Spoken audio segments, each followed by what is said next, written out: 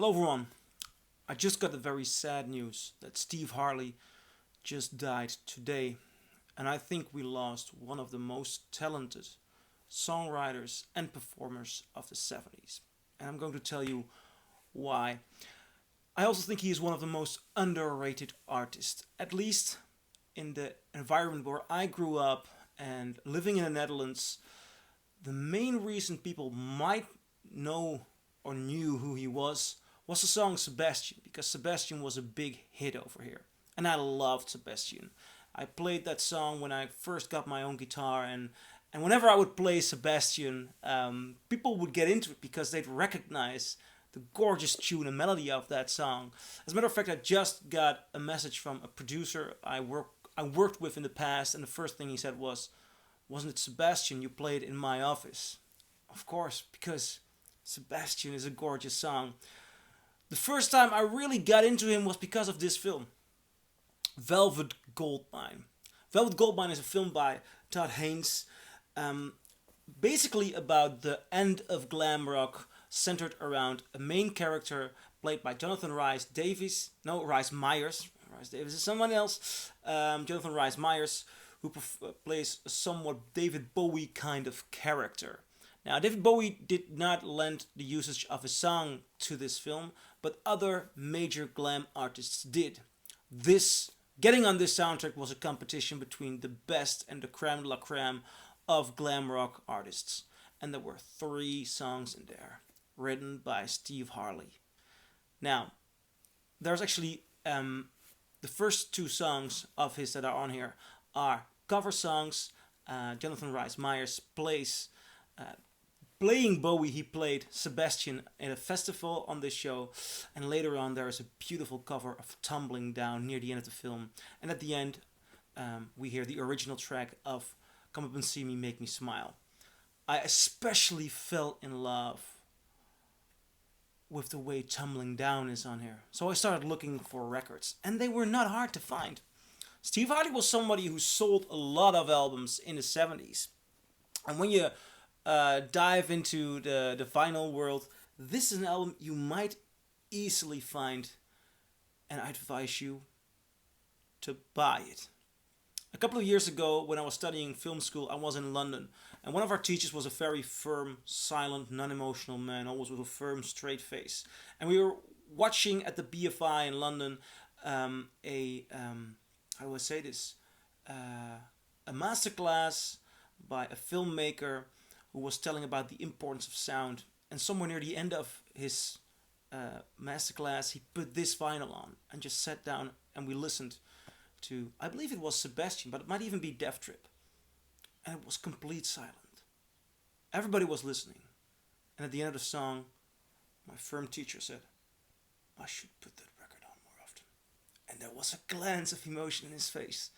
And I was thinking the same. I already had bought this record at that time. And this album is of sheer brilliance. And I did not understand why it was in the €5 bin. And I still do not understand why it is in the €5 bin. I think this stands among the great early 70s British glam rock or not symphonic, but the grand rock albums. This is among there between Queen 2 for me. And dare I say it? Yeah, I dare say it. Ziggy Stardust. If you take a look at the overall sound, Steve Harley put so much effort into making it sound full and gorgeous. And there's even an orchestra here. You know, the song Death Trip at the end. Masterful arrangement. It sounds like pure magic and something you're unlikely to ever hear something like this. Also, the writing of Death Trip, how it starts off with the nicest, softest melody, and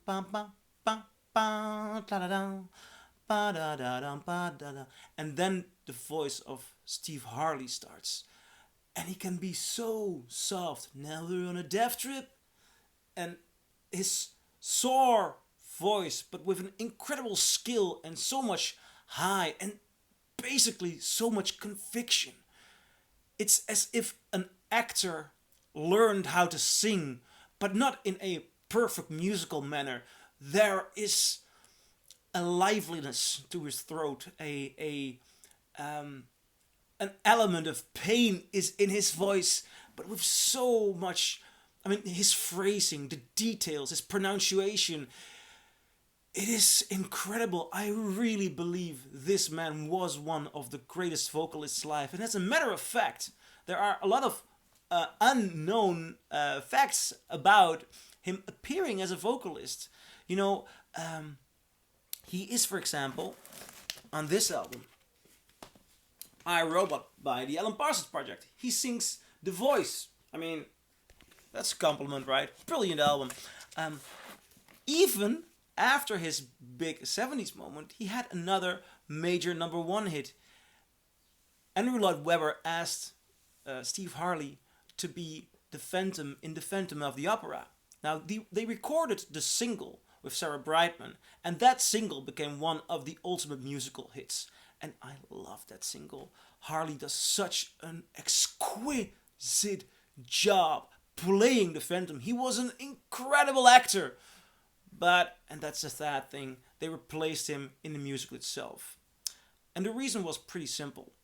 They asked Andrew Loyd Webber, and Steve Harley also agreed on this, that if you have to perform the show once every night or twice every night, somebody who's classically trained and who has a longer, whose voice can remain intact longer, there is a fragility to Harley, may outlast the musical. But that song, that performance, Steve Harley nailed it. And there are so many moments in which he nails it. This album has, as I just mentioned, Sebastian. There are more great songs. It's good song after good song. For example, My Only Vice is the price I pay for. It's a great song.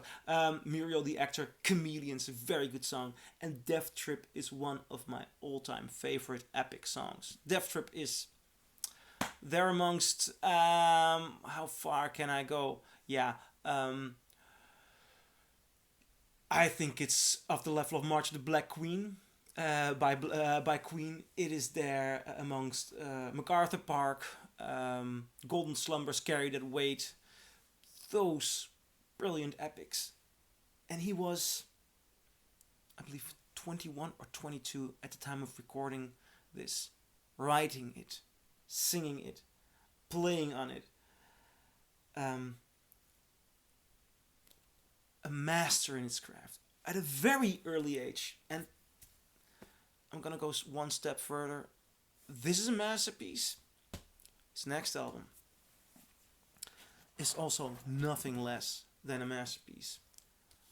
The Psychomode. At this time they were all still called as a band Cockney Rebel. Later on they went under the title Steve Harley and Cockney Rebel, and the lineup changed.